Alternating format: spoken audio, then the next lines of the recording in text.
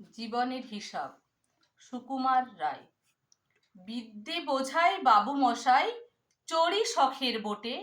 মাঝিরে কন, বলতে পারিস সূর্যি কেন ওঠে? চাঁদটা কেন বাড়ে কমে, জোয়ার কেন আসে? বৃদ্ধ মাঝি অবাক হয়ে ফেল ফেলিয়ে হাসে। বাবু বলেন, সারা জীবন মরলি রে তুই খাটি, জ্ঞান বিনা তোর জীবনটা যে চারি আনাই মাটি। খানিক বাদে কহেন বাবু, বলতো দেখি ভেবে, নদীর ধারা কেমনে আসে পাহাড় থেকে নেবে? বলতো কেন লবণ পোড়া সাগর ভরা পানি? মাঝি সে কয়, আরে মশাই অত কি আর জানি?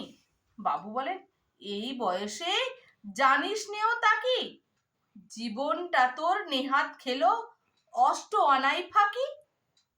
আবার ভেবে কহেন বাবু, বলতো ওরে বুড়ো, কেন এমন নীল দেখা যায় আকাশের ওই চূড়ো? বলতো দেখি সূর্য চাঁদে গ্রহণ লাগে কেন? বৃদ্ধ বলে, আমায় কেন লজ্জা দিচ্ছেন হেন? বাবু বলেন, বলবো কি আর, বলবো তোরে কিতা, দেখছি এখন জীবনটা তোর 12 আনাই বৃথা। খানিক বাদে ঝড় উঠেছে, ঢেউ উঠেছে ফুলে। বাবু দেখেন নৌকা খানি ডুবলো বুঝি তুলে। মাঝিরে কন, এ কি আপদ, ওরে ও ভাই মাঝি, ডুবলো নাকি নৌকা এবার, মরবো নাকি আজি? মাঝি শুধাই, সাঁতার জানো? মাথা নাড়েন বাবু। মূর্খ মাঝি বলে, মশাই এখন কেন কাবু?